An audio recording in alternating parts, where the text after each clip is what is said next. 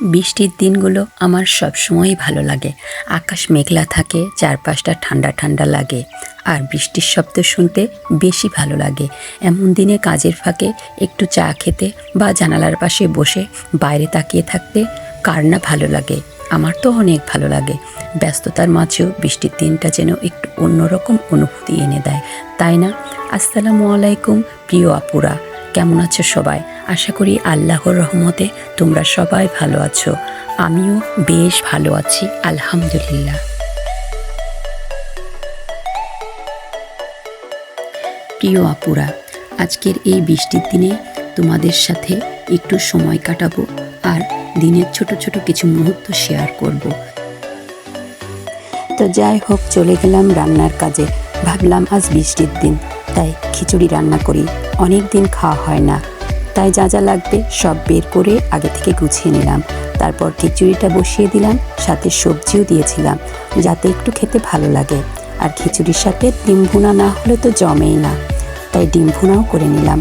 রান্না করতে করতে সময়টা বেশ ভালো কেটে গেল। আমি সবসময় চেষ্টা করি রান্নার আগে সব কিছু ধুয়ে রেডি করে রাখতে, এতে কাজ সহজ হয়ে যায় আর রান্নার সময় হাতের কাছে সব কিছু সহজভাবে পাওয়া যায়, ঝামেলা হয় না। আর খিচুড়ি একটু নরম হলে আসলে ভালোই লাগে, আমার তো ভালো লাগে।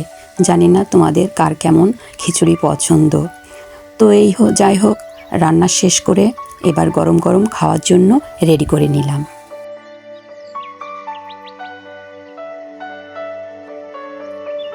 বাইরে তখনও টিপটিপ করে বৃষ্টি হচ্ছিল, আর এমন সময় ঘরে বসে কিছু একটা করতে বেশ ইচ্ছা করছিল। তাই ভাবলাম আজ একটা নকশি পিঠা বানাই।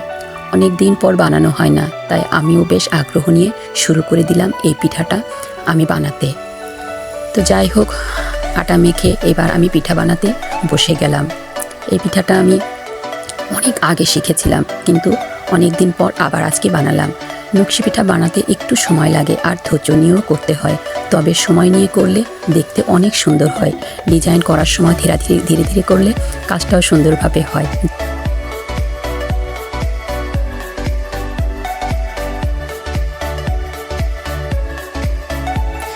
যাই হোক, কাজ করতে করতে সময়টা ভালোই কেটে যাচ্ছিল।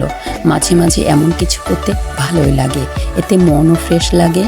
আর ঘরে বসে নিজের মতো সময় কাটানোর জন্য এমন একটা কাজ বেশ ভালো। আমি সব সময় মনে করি কোনো ভালো কাজ যদি সময় নিয়ে ধীরে ধীরে করা যায় তাহলে ফলও ভালো হয়। তাড়াহুড়া করলে অনেক সময় ছোট ছোট ভুল হয়ে যায়, এতে কোনো কিছুই সুন্দর হয় না, সৌন্দর্যটা নষ্ট হয়ে যায়। আর মন দিয়ে বানালে সেটার সৌন্দর্য আলাদা রকমভাবে ফুটে ওঠে। নতুন নতুন কিছু করতে ধৈর্য রাখা খুব দরকার, তাহলে কাজও সুন্দর হয় আর নিজেরও ভালো লাগে।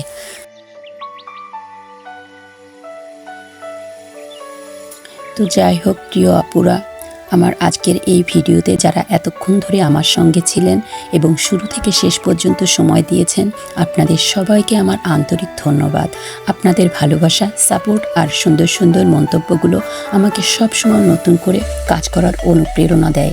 আশা করি আজকের ভিডিওটা আপনাদের একটু হলেও ভালো লেগেছে। ভালো সময় কেটেছে। প্রিয় আপুরা, ভিডিওটি দেখার জন্য আপনাদের সবাইকে ধন্যবাদ। আশা করি সামনে আরও নতুন ভিডিও নিয়ে আবার আসব।